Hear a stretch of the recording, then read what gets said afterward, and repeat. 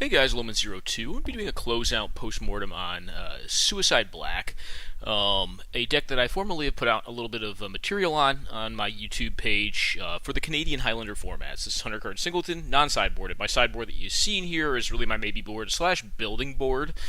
This deck's undergone quite a bit of genesis from the 27 land deck that I started with down to this 22 land version. If you are only interested in seeing gameplay, please jump down to the comments section. I'll put timestamps for all of the games that I'm going to showcase with this deck. Alright, that said, the deck has been successful as well. So, I think over time, I've kind of honed in this Tier 2 archetype, is what I'll probably call it. It's definitely not a top competitor in the format, but I think the deck actually has quite a bit of game to it, despite that, and I think it's pretty solidly doing what I intended it to do. Okay, so I have the deck broken down slightly differently, but somewhat similar to the last time that we went through it. And I'm going to go through it again to completion because I think there have been significant enough changes that it's worth kind of revisiting the deck, and also some of the changes that it's undergone since I last did a video deck tech on the 27 land version. Alright, so we have gone down to essentially 21 lands, but 22 with Wasteland over here, which I'm kind of counting as a spell. I'm only running swamps at this point in time. However, there is an argument to actually run the fetch lands in this deck due to the fact that I'm running Deathrite Shaman, and I'm not running Delve cards anymore. I found the Delve cards were just slightly too slow to include Tassiger, Tombstalker, and Gurmag Angler. I cut those cards out. I often found they were too awkward. The same with Bone Picker. I've been on the fence about this card, and I may actually end up going with it, or you could end up going with it. I don't think it would be horribly wrong, but I found that it was sometimes just kind of dead if you were playing against like the combo or control decks. They either kill all of your cards at once with a Wrath effect, or there was no blockers, so you're basically just fishing against like a Storm deck or something like that, or a Doomsday deck.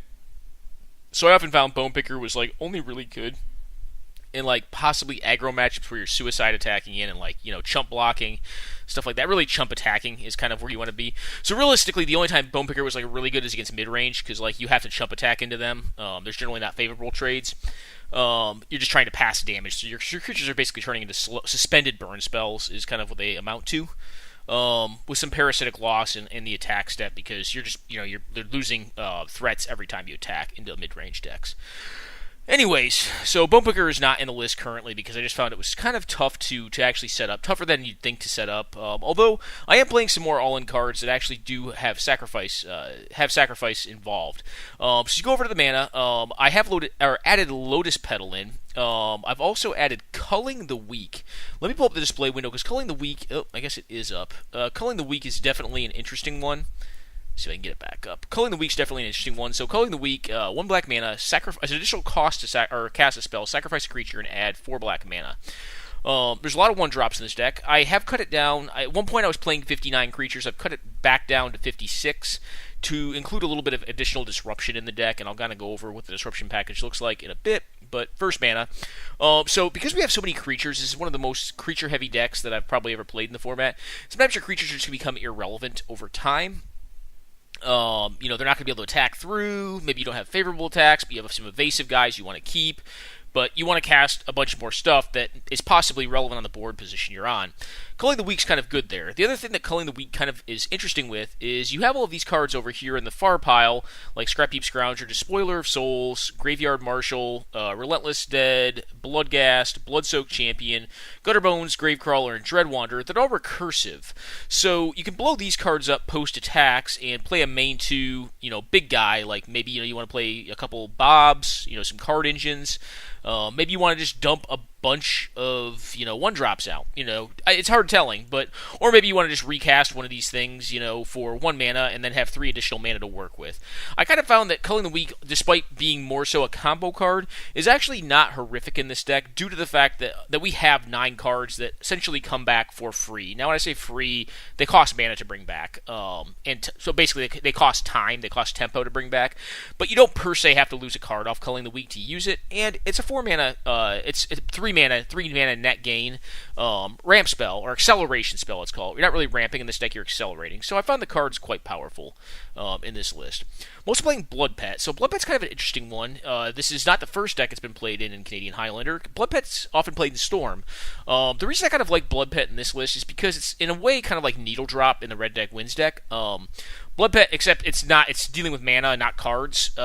This card generally gets 1 damage in and then adds a mana, so you can accelerate into a 3-drop like a Rune Raider, or like one of the big guys in 3, like Spawn of Mayhem, post attacks, Spectacle Cost, Geralf's Messenger, all of these big cards. Typically you want to play Grafted Wargear pre-combat, but the rest of them are pretty good post-combat. Mogis Marauder, same story. This is why I've added Blood Pet. It's not going to get a ton of damage through, but it can generally get 1 to 2 points, and then ramp you, or accelerate you rather. If I say ramp, just assume I mean accelerate, because you're not getting permanent development of mana off these cards. But it can accelerate you into a relevant 3. Priest of Gix. Card's basically just free. You play this card out and just ramp into something else, accelerate into something else. So it's net 0 mana from playing it. So I tend to think this is just good enough. One of the cards I've been considering is Phyrexian Negator in this deck. With 56 creatures in basically a very high permanent count, Phyrexian Negator becomes more and more interesting. And if you're not familiar with Negator, it's a 5/5 trample that says whenever it is dealt damage, you have to sacrifice that many permanents. Because it's such a permanent-based deck, I think that downside could be somewhat negated, pun very much intended, in this build. So I think it's definitely worth consideration. And Phyrexian Negator was one of the first cards in this deck, or in this style of deck. And let's see if I still have it. The sideboard. I think I do. I think I put it in. No, I don't in my building board. I cut it out. But that is a card that's definitely worth considering in the build. Dark Ritual, yep, still in here. Chrome Mox, Mox Jet, and Black Lotus. So Mox Jet and Black Lotus are my points for the deck. But as you can see, we have a lot of mana acceleration to complement a very light mana base. That said, we go to Pound Town here, all our beatdown cards. We're playing stuff like Carnophage, which kind of, puts SUI on the map, and one of the reasons it's called Suicide, because it does damage to itself, because its card quality tends to be kind of lower, but altogether the strategy is fairly sound. Vault Scourge, 1-drop, also lifelinks. Because this flies, it tends to be a little more relevant. You want as many evasive things as you can, even though it's a 1 toughness, 1 power body. You put a Bone Splitter on it or Grafted Wargear, and it can really do some significant work. Carrion Feeder actually combos out with Gravecrawler over here. Not an exceedingly powerful combo, but it is good value and can make the Carrion Feeder as large as your mana base is, essentially. It's also pretty good against Lifelinkers. If you have to Suicide attack in, Lifelinkers can block your creatures. You sack whatever creature gets blocked by the Lifelinker to the Carrion Feeder, make the Carrion Feeder bigger. It's kind of like an ad hoc, suboptimal version of Arcbound Ravager. So I find this card's actually pretty good in the deck. I've been pretty happy with it. Death Shadow, one of our few ounce to decks like Red Deck Wins. This card just gets very big. One, we're damaging ourselves quite a bit with this list. I'm not really all in on the Death Shadow strategy. I don't have stuff like gosh, I can't think of it right now, guys. The Cycler, the Cycler for 2 life, the 3/4 Swamp Walker. I'm not going to remember the card's name for the life of me. I know it, but I just don't right now. But Death Shadow can still get fairly large in this deck fairly quickly because you're taking a lot of damage. A lot of your creatures don't block very well. They're mostly meant for attacking. Dread Wanderer enters the battlefield tapped. Gravecaller doesn't block. Gutterbones enters the battlefield tapped. Bloodsoak Champion doesn't block. Gas doesn't block. Despoiler doesn't block. Scrapheap Scrounger doesn't block. So as you're going through these cards, just tons of them do not block. They're just not good blockers. Enters tapped. There's quite a few of those. Diregraph Ghoul, another comes into play tapped. Just a 2/2 for 1. That's kind of what this deck needs, or what it needs to work. The 1-drops are very important to this strategy because they're going to get chip/incremental damage in over time. Gnarled Scarhide can be an unholy strength when you want it. Can also just be a 2/1 ground pounder.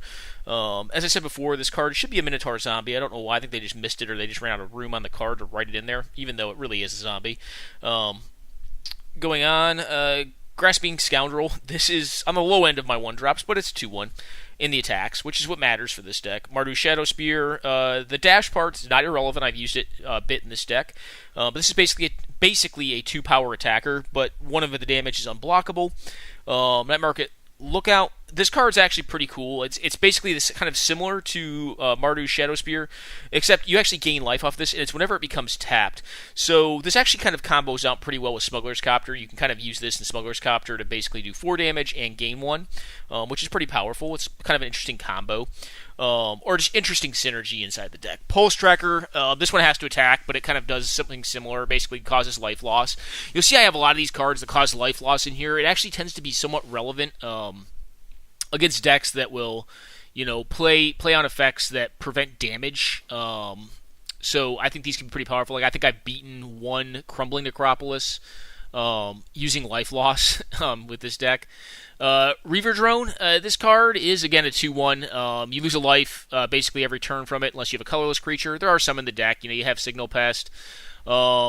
Portion Legionnaire does not count. Volt Scourge does not count, even though they're artifact creatures. Really, the only other ones that count are Hope of Girapur and Scrap Heap Scrounger. And Smuggler's Copter. You can activate Smuggler's Copter at the beginning of upkeep and avoid the damage off of Reaver Drone. Obviously, that takes out one of your creatures that would be attacking that turn otherwise, because typically you want to activate Smuggler's Copter after casting a card that has Summoning Sickness. Sarcomancy, just a 2/2, can also do you damage if you don't have any zombies, but there's quite a few zombies, so it's pretty easy to avoid that. Sometimes it's not, sometimes you just take damage off it every turn. Shadow Alley Denizen, I've actually kind of liked this card. It's only a 1/1. It's only ever going to be a 1/1 unless I start playing Bad Moon in the deck, which is also a consideration of my maybe/building board /sideboard over here. But this card can make other cards unblockable, essentially. Basically only blockable by black cards and artifact creatures. So I've been pretty happy with it. In the mid-range matchups, this tends to be a pretty strong card. Tends to do a little bit of work. Thornbore Archer, this is like a worse version of all the other cards I've been kind of showing you. Basically, it's Vicious Conquistador.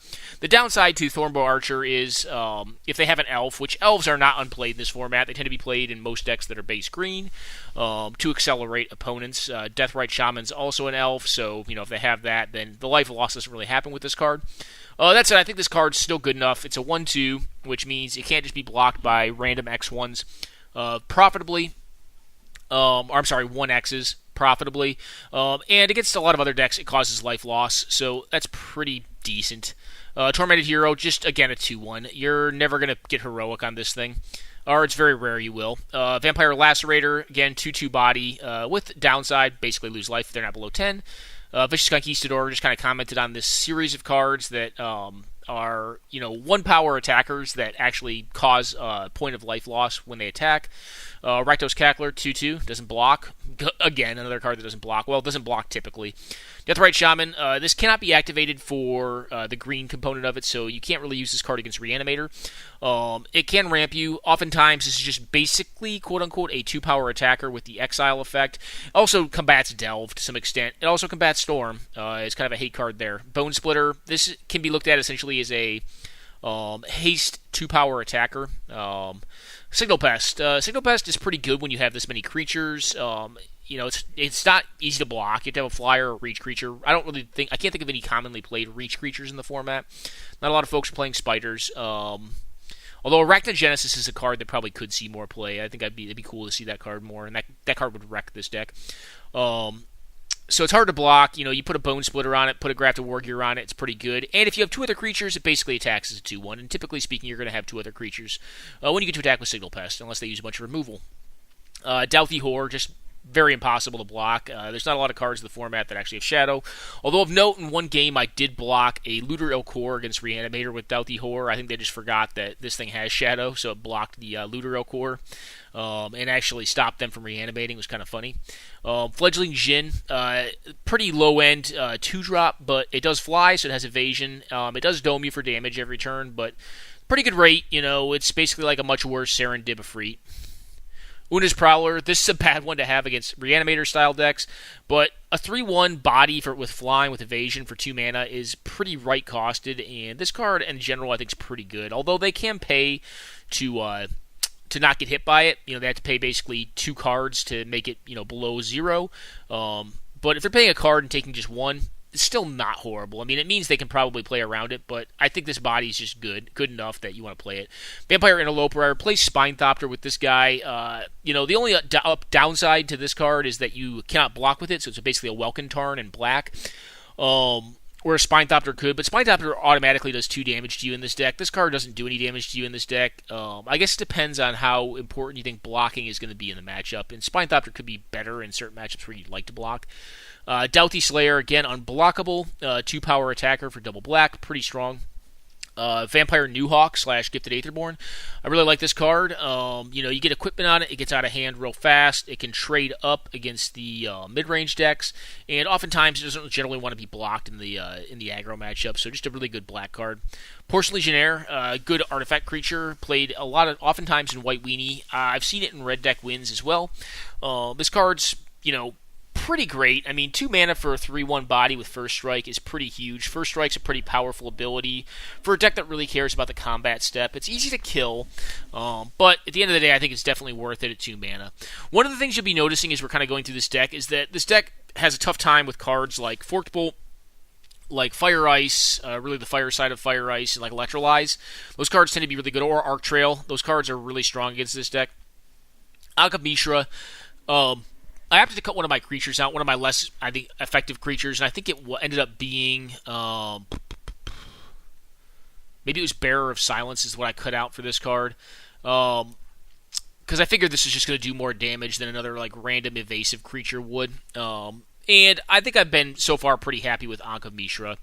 Moving on to 3-spot for just my beatdown cards, Omid Eternal. This is just a huge body. The least it's going to do 3 damage to them unless they can cast 5 spells in a turn, because they're probably going to block it and trade with it and take 3 off of it, which is pretty good. Mogi's Marauder. This is another good mirror breaker against aggro decks. If you have some sort of board parity, it can generally tend to break it. And against mid-range tends to be really good too, because they finally cast their relevant card that can actually block your stuff. You cast this thing out and then put them to lethal on either that turn or the next turn. Plague Belcher, this thing's just huge, and it has Menace. It's not irrelevant that whenever another zombie you control dies, each opponent loses a life, because this deck does have quite a few zombies, and oftentimes you'll sack a zombie or a recursive creature from over here in this pile, and just get it back. And generally win with this card. Drana, Liberator Malachor. This card is very powerful. It doesn't see play in a ton of decks, but it's really, I consider this literally like a 5/5 as well. A lot of these attack with 5 power. They have 5 on the front of them, but Drana really does as well. You're generally going to be hitting with 3 other creatures with her, and when you do, she accounts for at least 5 damage generally. Master of the Feast. This card is not great, but it's huge. Typically, the way I use Master of the Feast is I only play it out when I know on the following turn, when I hit with it, they'll die. So basically, they'll get a card, but it'll have to be used on my turn, as opposed to their own turn. So if they're a permanent-based deck, it tends to be fine. Against some blue decks and some red decks, that can tend to be worse because they have more ways to interact at instant speed. But oftentimes, if they draw a creature or planeswalker, it doesn't really matter because they're still going to be dead to this thing attacking them on the following turn. Geralf's Messenger, this thing punches pretty hard. Not a lot of decks can play it because of the stringent mana requirements, but basically hitting for 2 on the turn it comes into play gives it a slight form of haste. Not being able to trade favorably with it in combat, or being able to eat it in combat and take 2 more damage, means it's going to account for at a minimum 4 damage unless it gets Path to Exiles or Swords to Plowshare. Pretty strong card. Spawn of Mayhem, this is basically a 3-drop, even though it says it costs 4 mana on it. This deck's always attacking, and generally it's able to pass damage just because of the raw density of efficient cards it has. So Spectacle tends to be pretty easy to turn on in this deck, and this card is just big for 3 mana. It's a 4/4, basically a 5/5 if you get an untap with it, because it deals 1 damage to each player on your upkeep, and then if your life total is low, as it is generally want to be because this deck takes a lot of damage from its own cards, and tends to get beat down by other aggressive decks, then this card just gets bigger. Crafted War Gear, it's a haste 3-power attacker. Is kind of how you have to look at it, but it's generally more than that because it's getting put on something that either has lifelink, is unblockable, has evasion, so it's allowing more damage to get passed through. One of the things I added to the deck to try to increase its turn 3 potential is Careva Spike and Soul Spike. Soul Spike and Careva Spike are not what would be considered traditionally good cards, but they're effects that this deck doesn't really have a ton of. And that's Burn, it's Reach. Soul Spike drains for 4 for 0 mana, so basically this is part of the Commandeer cycle. Commandeer probably sees more play than Soul Spike does, but Soul Spike's a powerful card, especially when you have a lot of card engines like all of these Bobs over here. I think at one point in time there was a meme about Bob Tribal. This deck's pretty close to Bob Tribal. It's got a lot of the Bobs. But you exile 2 black cards plus, and cast this thing for free. Doming someone for 4 and gaining 4 life is no joke. And/or using it to remove a relevant blocker so you can get through for lethal is not irrelevant. Careva Spike is a little more all-in than Soul Spike. It'd be kind of hard to say that there are many cards that are more all-in than Soul Spike, but Careva Spike definitely is. It may be one of the most all-in cards in Magic. I don't know if you've ever seen this card before, but it's quite a sight to behold. So as an additional cost to cast a spell, and it's not even like after it resolves, it's as an additional cost. So if it gets countered, you're just effed. As additional cost to cast a spell, sacrifice all permanents you control and discard your hand. Target player loses 5 life. So it's basically like a slightly it's slightly more risky, but slightly more deadly version of Fire Blast. The reason so there's one thing you do get to keep. So you cast this card, you do get to keep 1 resource. That's any floating mana that you have. So there are some synergies in the deck. They're not intentional, but like they are there because you get to leave mana floating. You can recast Scrap Heap Scroungers off floating mana and all your burned up resources. Despoiler of Souls can be brought back from the graveyard at instant speed as well. Bloodghast has some synergy with it because if you draw a land, if you top deck into a land, you can get it back out. Bloodsoaked Champion, if you cast this card, main 2. Careva Spike, main 2. You can get Bloodsoaked Champion back. Gutter Bones to a lesser extent, but you could do this.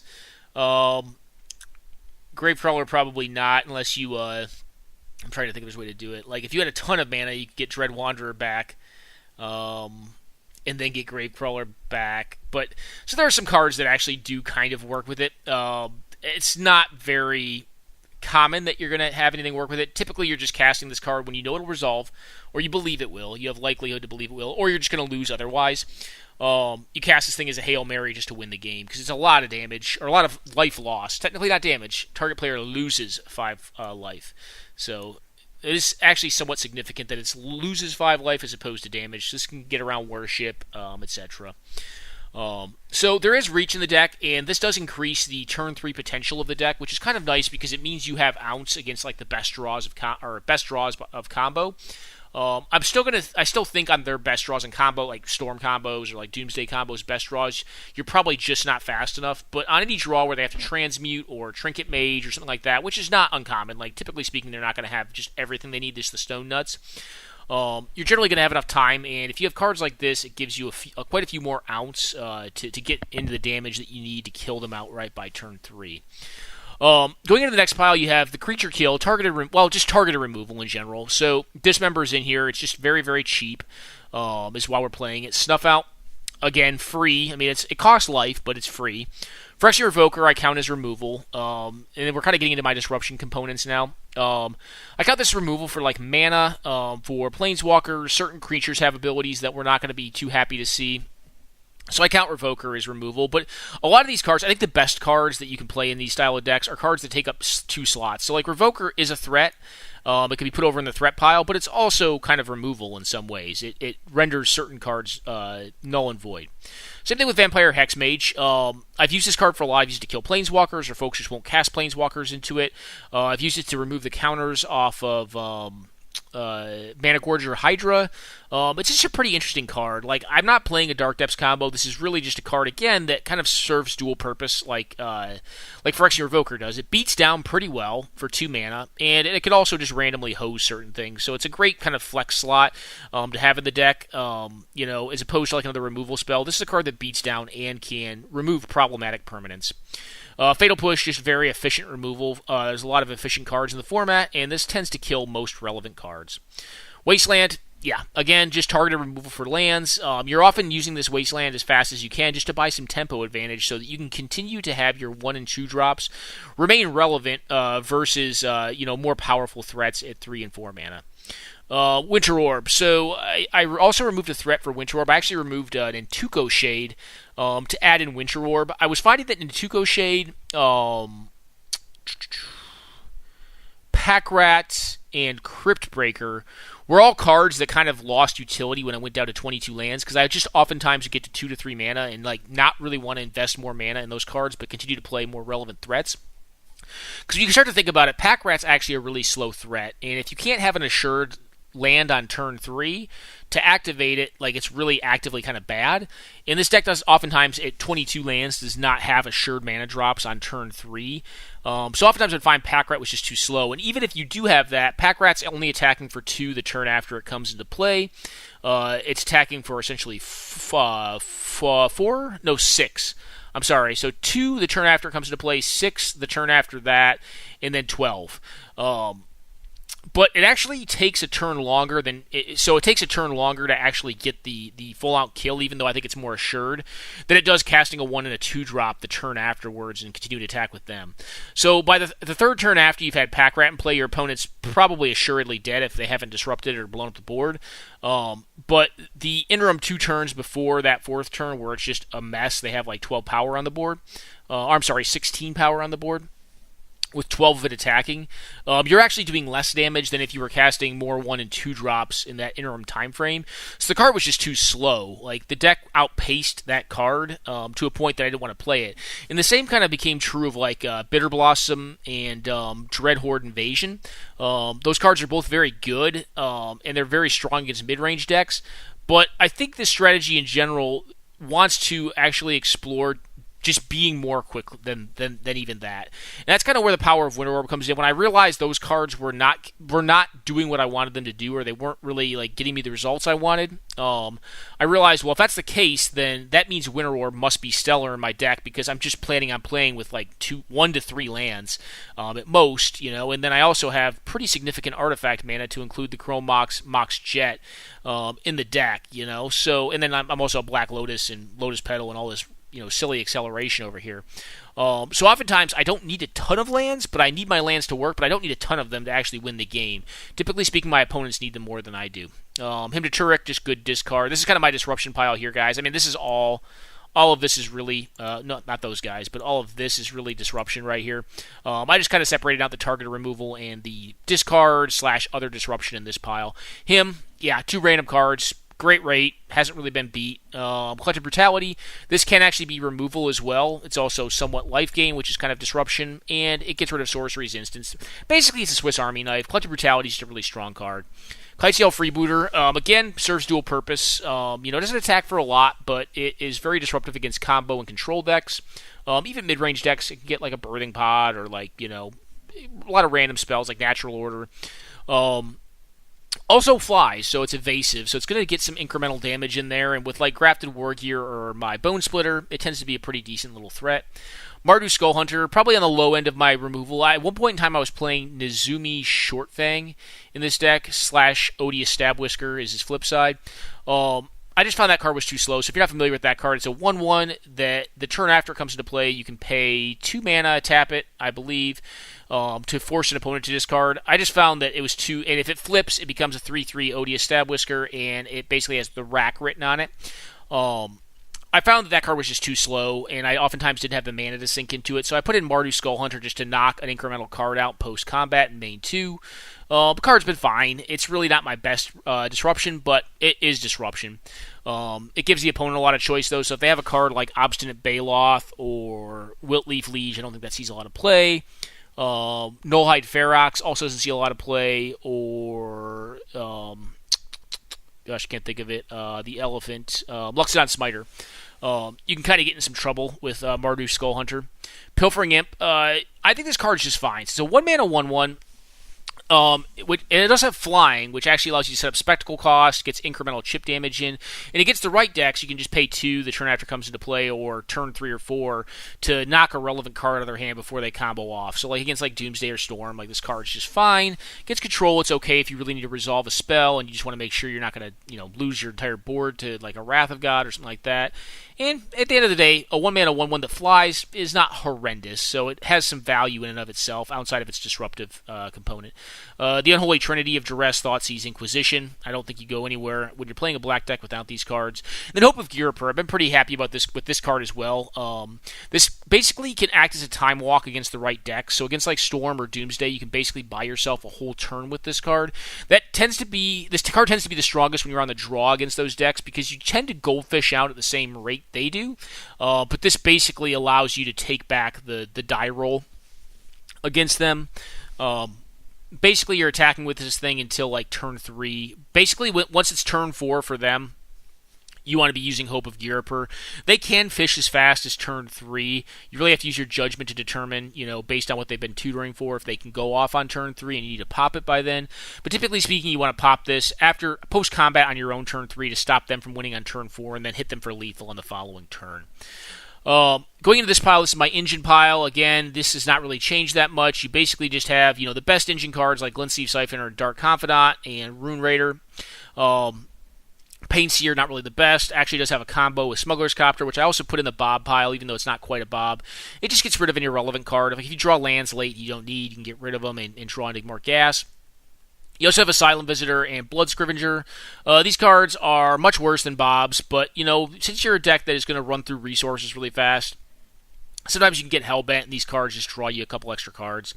Or draw you one extra card, which is pretty good. It replaces itself on a Hellbent deck. The rest of this is just all my recursion pile. I've also shown you all these before. So, you have Scrap Heap Scoundrel, Despoiler of Souls, Graveyard Marshal, which I put in here because it's not really a recursive card itself, but it does bring something back. Or it can get rid of irrelevant things in your graveyard to bring, a 2/2 into play. Relentless Dead, same story, and, you have all of these cards here. So, before I jump into the gameplay, I'm going to cover some of the cards that have not been in my sideboard before. One card that I'm kind of interested in trying out in this deck is Vile Rebirth. This card is not good, but hear me out. So, I think Vile Rebirth is actually an interesting tech card for this list. So, what kind of decks does this deck have to fear? Like, right now, it's not really that great against Reanimator. It's just not. It doesn't have good hard removal against Reanimator, especially like if they reanimate something like Gristlebrand. So, Vile Rebirth kind of gives it that utility. I can run a card like Cremate, and if you're not familiar with Cremate's also 1 mana, 1 black mana instant that says exile target card from a graveyard and draw a card. The chief difference between Vile Rebirth and a card like Cremate is that this only exiles target creature card from a graveyard. So this would be purely tech against like the Reanimator style decks, not against like Storm combo. The reason I like this card a little more than Cremate is because this gives you a little bit of range against decks like Flash Hulk. It gives you some range against Reanimator. The other interesting thing with it is that it's not really, it's not a great early drop to have, but it's a good mid-game card to play because you're going to be chump attacking in and losing creatures over the course of the game. They're going to be burning your creatures out, removing them, trying to block them successfully, and oftentimes they will successfully block these crappy creatures that I have. And Vile Rebirth represents basically a hasted or flash 2/2 that if they're not counting correctly or not projecting that you're going to have an additional 2 damage on the following turn, can cause really awkward situations for your opponent in attacking and having back enough blockers. Basically it screws up combat math. So I actually think this card could be relevant even in mid-range matchups or aggressive matchups. Where it's going to be the least relevant is against like the hard non-creature based combo decks like Storm, High Tide, stuff like that, because in those matchups you're just really not going to get a ton of value off of this because they're just not really going to kill your stuff. They're just going to try to kill you all at once. They're going to basically pod race you, and that matchup's pretty bad. Another card that I've added to the sideboard / maybe board / wish list is that I haven't talked before is Bad Moon. I actually think Bad Moon's kind of interesting. It kind of, in some ways, in this deck would operate as an additional Soul Spike and Careva Spike because it's an Anthem effect. So it kind of just, again, it does damage kind of out of nowhere. So what the idea behind Bad Moon would be is you're not playing this on turn 2. You're basically casting it as the last spell you need to win. So you develop your board up to like 3 to 4 creatures, and you've got a bunch of incremental damage in, and you've got them down to like 6 or 8, and you play this thing, and it's just enough to put them to dead. That's kind of the theory behind playing Bad Moon in a deck like this. There's not a lot of great Anthem effects for these style of decks, but Bad Moon is certainly one of them that I think works out pretty well. I haven't put it in yet, but I think, in certain metagames, this may be a card definitely worth testing. All right, another cool one, so I'm not going to go over the rest of these because I kind of talked. I'm going to talk one other one. So Temporal Extortion. Now, this card is probably the most meme-y card that I'm actually thinking about testing out. But I was thinking through it, and I'm like, where does this card really want to be played? Can this card be played, for starters? And, a week ago, 2 weeks ago, I would have told you, hell no, this card's garbage, right? It's a Punisher-style card, which Punisher-style cards, and when I say that, I mean card that gives your opponent a choice. oftentimes are much less effective than, cards that just do a thing. Like, if this card said, do 5 damage, it may actually be better than, like, opponent loses half their life, or take an extra turn, right? But here's the thing with this card in this deck, and why I think this card, even though it is a Punisher series card, may actually be worth it. The upside of this card is this. So, like, you get to turn 4, you cast this thing main 1 with, not a lethal attack on board, but a lethal attack on board if you get to take 2 turns. Or a lethal attack on board if they lose half their life total. Then the Punisher component of it's kind of negated. The downside to this is that you generally are going to have to play at main 1. You can't play at main 2. And the other downside is making 4 black mana by turn 4, which is realistically when you'd want to be casting this. I don't think you want to cast this on turn 3. Typically speaking, it's not going to work out well for you there. And you're generally not going to have the mana for it. You're probably not going to be developed enough on the board either to do so. Making the 4 mana on turn 4 is actually tough. This deck's kind of weird that way. Like, this deck, has draws where it makes, like, 5 mana on turn 1, and then struggles to make 3 mana by turn 3. So, realistically, what it's looking to do is dump its hand really fast, ride the momentum of its turn 1 to turn 2 plays, to a victory by turn 3 to 5. It does have turn 2 potential, but that's highly unlikely, and it involves a very small percentile of the cards, like probably a 1% chance for a turn 2, probably only like a 4% chance for a turn 3. I think turn 4 increases to probably 40% of the draws. Now, that's purely in fishing. Under disruption, they're not going to fish that fast. And then everything else is generally going to be turn 5 under fishing results. I guess there are turn 6s if you just keep garbage hands and don't have mana. But, so Temporal Extortion is one that I'm definitely considering. But what I ended up doing is actually, because I was finding I had that issue with the mana, getting to 4 by turn 4, I ended up cutting in Tuco Shade and adding in Winter Orb. I think Winter Orb kind of has a similar effect to Temporal Extortion. Because we're able to produce mana in general, we're able to accelerate mana fairly easily early in the game, but tend to peter off in the mid-game. I think Winter Orb kind of does the same thing that Temporal Extortion does, but for less mana. It means that their 4-drop cards are going to be cast less often. They may get one of them off, and then they're just not going to cast another spell before they get attacked to death. Especially if you are able to snuff it out, or dismember or fatal push it. So I think Winter Orb kind of has the same effect as Temporal Extortion. That's kind of why I ended up playing the card over Tuco Shade. But I do think Temporal Extortion is definitely interesting. I would love to be able to play with this card because I think it's very cool. But I don't know if it's quite good enough. Another card I've considered, and actually I was playing for a little bit, but then I cut it out because I took out some creature permanents, is Leatherhead. Leatherhead's kind of a cool card. It has Scavenge 0, so it can put a +1/+1 counter on anything. It can actually block against decks that are attacking your life total, and then the following turn make an evasive threat bigger, so it does more damage. I kind of like this card. It's actually kind of interesting value in this deck, but I ended up cutting it because I was having to cut some cards to put a little more disruption in, a little more removal and a little more disruption in the deck. And frankly, at the end of the day, one of the things I was finding is that with 60 creatures, I was kind of getting a glut of them in my hand, and I wasn't able to push them through the mana that I had available. So oftentimes I would either win or lose the game with 2 creatures remaining in my hand. So what I ended up doing is putting in cards like Snuff Out that are basically free, Fatal Push, and Dismember to kind of increase the deck's chances against mid-range decks. And so far I've been pretty happy with the list. I would still say this is a 70-30 deck. I think it is really great against combo and control decks. I think it has a 45-55 and or a 55-45, basically slight advantage or slight disadvantage against most mid-range decks. And I think the matchup tends to be pretty bad against other aggressive decks. The way the deck is broken out now, and I kind of showcase this in Discord, I don't know if this is going to be viewable on this, is basically, you have all of this mana, and the 8 pile there is really all of my acceleration and or mana neutral plays that keep me going. All of the aggressive cards, which is the baseline of the deck, really your 1-drops that are 2-power attackers, whether they are 1 damage of attack and 1 damage of life loss, or literal 2-1s. You have 2 ways to actually reach out and touch your opponent for significant damage, 4 and 5 respectively. You have a small removal suite for a variety of permanents.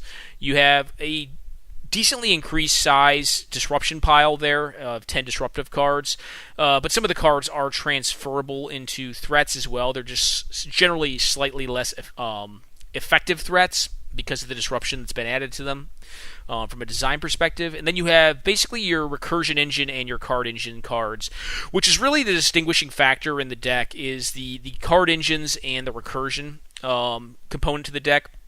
Now, the card engines are generally at the cost of life, which is why I think this deck sacrifices significant percentages against the aggressive decks in the format.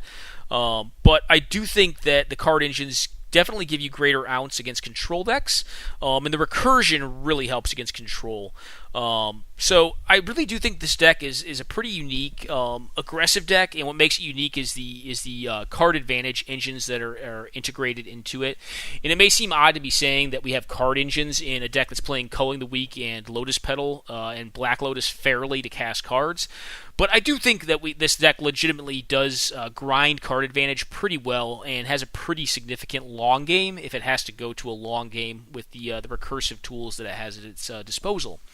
That said, they are certainly liabilities in less controlling matchups, more aggressive matchups. So anyways, guys, that is the post-mortem of this deck. I'm probably going to stop working on it. The London Mulligan has left MTGO. I do hope that gets adopted for Magic. I am a very big fan of it. I think it makes the game far more skillful, and at the same time, I think it's beneficial to newer players. It does increase the utility or the strength of linear decks, specifically like this one right here, and like combo decks. But I don't think that's all a bad thing. I think the decisions it forces you to make, both as either any sort of pilot, when you have to make a mulligan, definitely increases your skill and your depth of understanding about the format, the matchup that you're in, and your own deck. And even if you lose on, under the London Mulligan rule, it oftentimes felt like you at least made significant decisions to prevent that. Whereas when you're playing with like the Vancouver or the Paris Mulligan rules, you could just have times where you mulligan into oblivion, and it's like, I could never win this game, I didn't play a game of Magic. And that still happens under, like, don't get me wrong, under the London Mulligan rules, or in Canadian Highlander if you're playing a paper, the Sorensen Mulligan rules, but it's much less common that it does occur. And I kind of like that. I think I've definitely appreciated the London Mulligan, although I know there are a significant amount of folks who think it is probably really bad for Magic. I tend to disagree with them. Some of them are professional players, so maybe I'm out of my league on it, but I think from what I saw of it, getting to play in Vintage, Legacy, and Canadian Highlander, and some Modern, I was very happy with it. Modern's already a really linear format. It's basically pod racing, at least my opinion on the format. But in Vintage, I play a significant amount of Control, and I felt like Control was still just as good as it had been before, even against the more linear decks of the format. So anyways, guys, I'm going to go on a quick pause, and I'll jump into some gameplay with Ultra SUI, or SUI Black, and get to kind of show you what the deck's up to. Alright, guys. I am going to do some live gameplay. So I'm playing against Nashti. I can't say his name. I know it has to do with his rank. I know he is a naval service member. Yeah, so this hand is really a one-lander, but it has 2 1-drops. I don't have to use my land that way. Oh. Me too. So that's one of the things you have to temper yourself with when you watch this. A lot of the testing I did with this deck, and I'm on the draw for this one. I'm going to keep this. I definitely would rather have the London Mulligan rule. I don't think I would mulligan this hand with the London Mulligan rule. I mean, it's got 2 lands. One of which is I don't have template as a land, but I'll use as a land in this deck. I'm probably going to go turn 1 Lacerator, I think, depending on what my opponent does. I may just be removing something and then playing Volt Scourge down on turn 2. That's an argument. Ooh, Soul Spike. That's a hell of a card. Alright, get in there, little buddy. Alright, so I have my burn. I'm probably going to be using Dismember next turn, be my guess, against a Verdant Catacombs. He could just be killing the Lacerator too. I think I'd be fine with that. I'd rather get like Fatal Pushes out of his hand now to kind of make way for the Ammon Eternal. If I draw a Swamp, I'm probably going to play Gifted Aetherborn. I mean, it depends on what he does. If he plays like a Rofalos or some nonsense out, I may just be dismembering something and playing a Scourge out. Overgrown Tomb possibly means like Jund mid-range, or it means like Black Mold, but like Black Mold tends to have 1-drops. Maybe he's only got 2 drops, a slow hand. Oh no. Alright, well, we're just going to take him to Pound Town here. Yeah, it's Pound Town time. Especially with Burn in my hand, I'm not going to worry about trying to get value. This thing can get Fatal Push for all I care. I'm just going to clock as fast as I can, play Phage out, smash face, hope to draw land next turn. If I don't, whatever, I still have a Scourge to play.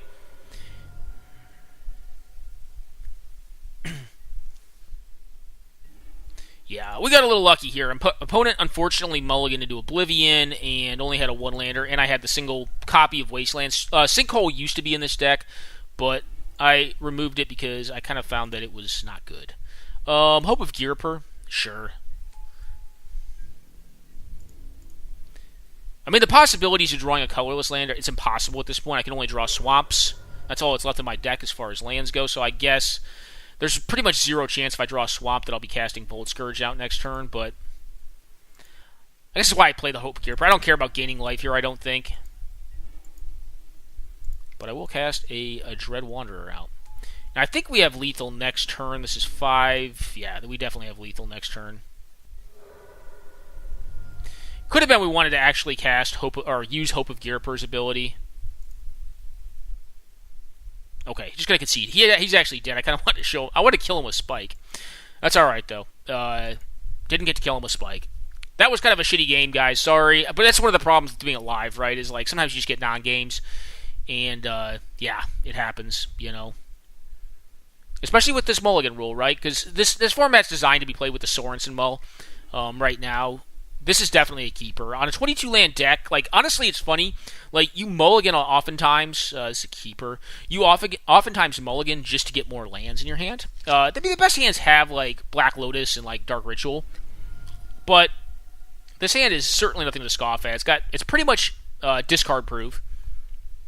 Although I'd rather have the Carnophage out than the Night Market Lookout because it just attacks through more. Hopefully it's just discard. Like a Thoughtseize would be great for me. Alright, Deathrite Shaman, a little less good for me.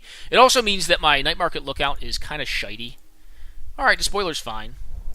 Alright, Carnophage, get in there. Alright.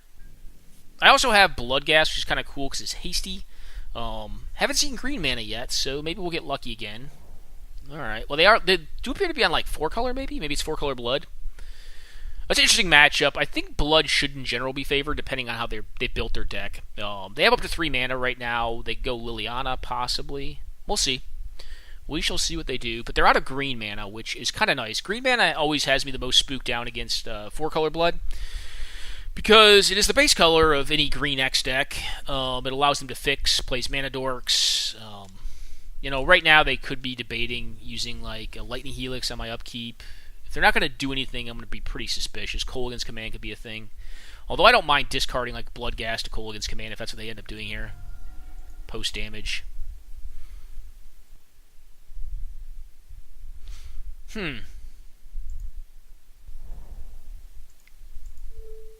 I shouldn't have played that land first, guys. I'm a doofus. I am a doofus. Shouldn't have played the land first because if they cast Kolaghan's Command here and force me to discard a card, which is more than likely what they would do, then I should have saved the land to get the Bloodghast in play. That was a bad play on my part. I feel like a dumbass. Yeah, I feel like we're going to get Kolaghan's Commanded here.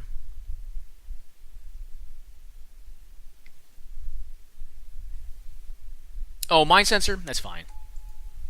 That's actually a lot better for me than Kolaghan's Command. Yep, I will attack into it even. If they want to take, they'll probably take because technically they win the race against the Carnophage. Yeah.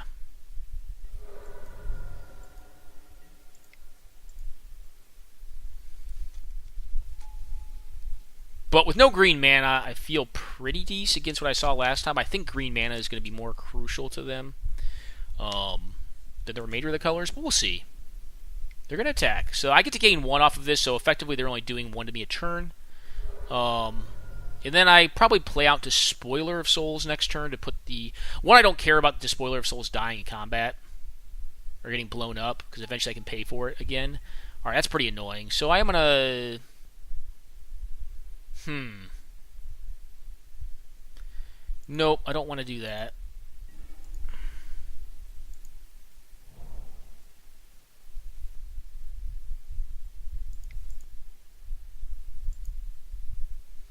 I am going to attack into them, I think, here, and just let my thing die.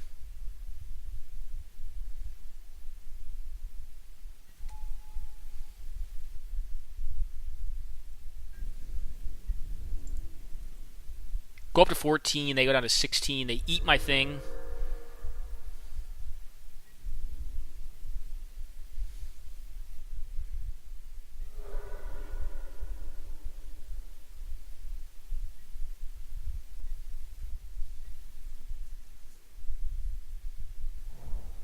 Okay, fetch land means they are now have green mana, but they're down to 15 life. Yeah, Vampire Hexmage is going to be annoying. I'd like to find a way to kill that thing. Unfortunately, a lot of my removal is not good against black creatures, right? Well, I guess I have one other... actually, Collective Brutality would probably be one of my better draws. So that I can ditch the... Yep, they get in. I'll take 4.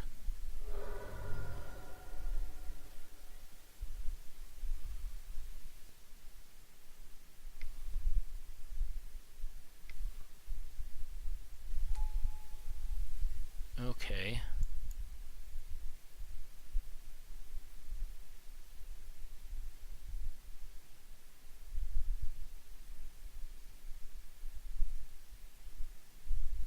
I think I'm going to trade the Carnophage off in blocks. I am going to attack with the Graveyard Marshal. The question I've got is...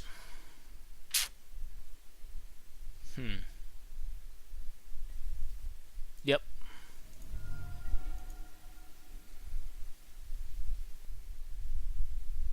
Okay, so we are going to play this out.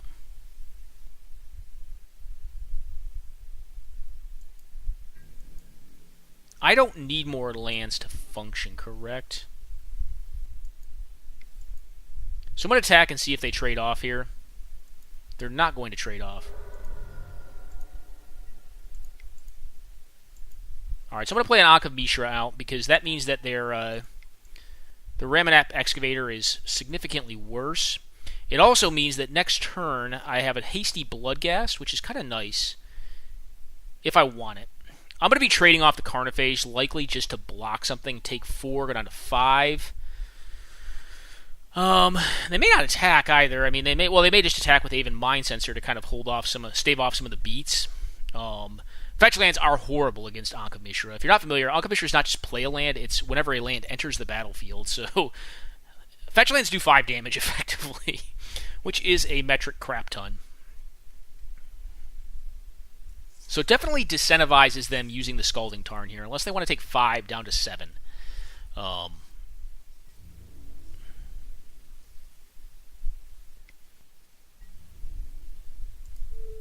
This thing's not getting through anytime soon. Alright, yep, I'll trade it. I'll let it get eaten. Now the question is, do they put the land into play? I mean, they probably still need lands to develop. If you have a Ramanap Excavator, you're probably playing more than 3 drops. Alright, it's another fetch land.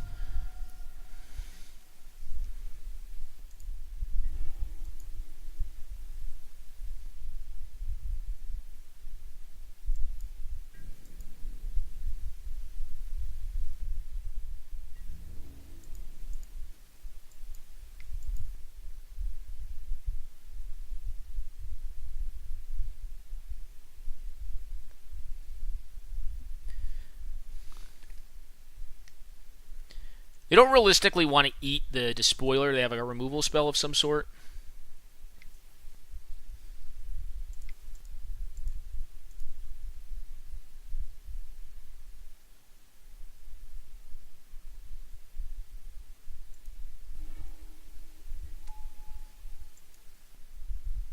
I'm not finding this land, and no. Don't need the land. Do they block with the Excavator? No.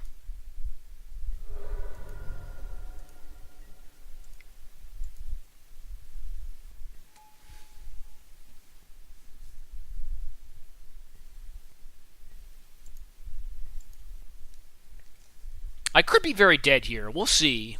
I mean, they have to be careful about how they fetch, because I have a significant backswing. They may also just be on the blocking plan, too. I mean, this is 6 if I don't block anything. Here's the question I have to ask. I mean, a shock would kill me here, right? Alright, so they're just saying they've got lethal. Alright, well, then I'm going to block this. This is 4 down to 3, so if they have like a lightning helix or a bolt, I'm dead.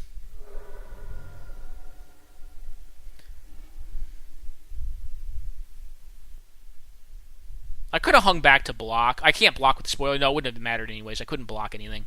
Could only block with what I had. Because they had the path, they were going to use the path. The question is, can they kill me now? If it's just Mulligan's command, I'm not quite dead. I mean, they probably would have blown up the Ankh anyways, though. The Ankh is significantly holding them back right now. Now, technically, I can only do 5, which means they can no longer play a land, as they can see on the board. But I can obviously do more with the Bloodghast here. Okay.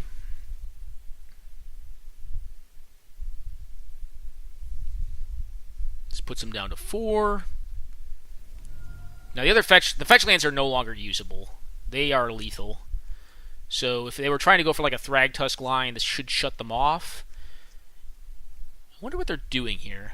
If they had the burn, they would have gone for the win, unless they're slow rolling me. But I think Gas is going to be able to lock it up because they're at a low enough life total. I kind of wanted to hide that information, so like maybe they would think they could play a blocker here to block. All right, Gerard's Verdict. Oh, they discarded lands out of their hand. Got bad news for you, homie. Rawr!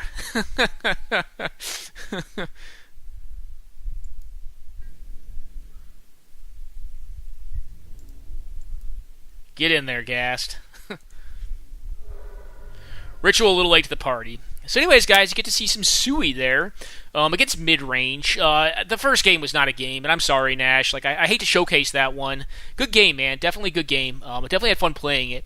I think Midrange tends to be, like I said, like a 45-55 matchup. Now, the first game, you kind of just got to see like our opponent mulliganing to Oblivion. Probably mulliganing to an appropriate 5, but just not good against an aggressive matchup because they were relying on drawing lands. In the second game, we got to play a game, though, and you kind of got to see some interplay between the decks. And SUI does have some play to it. Like, it doesn't block well, but it has some surprise damage and stuff like the Bloodghast. In the first game, you would have gotten to see us actually lock up the win on that turn with the Soul Spike. But in this matchup, you kind of got to see some cool stuff, too. I mean, you got to see us block to try to fade like a 2-damage burn spell. It appears there was not one. They got to use a Gerard's Verdict here to get rid of some lands. Ankh really did some significant work here. Like, I think without Ankh, we would have been in a lot of trouble because, like, they would have been using, like, the Eternal Witness to get back stuff. And I'm trying to think now, like, so they discarded Eternal Witness and... Oh, they had double green, though, so they double green and get back, like, Path to Exile. Yeah, interesting. I think they could have actually stayed alive in this game. I'm trying to think now, like, does Eternal Witness keep them alive? Because I can't block. Like, I'm just not a blocking deck. Like, the Despoiler does not block. Bloodghast cannot block. The Zombie was really the only way I could have blocked. Could I have stayed alive through that, though? With the Ewit on board, I mean, I probably could have pump faked them out and, like, attacked in with just, like, Ghast and Despoiler, forced them to block with the Eternal Witness, and then blocked one of these two dudes on the backswing with the Zombo, and then just had a Dark Ritual in hand and been at 1.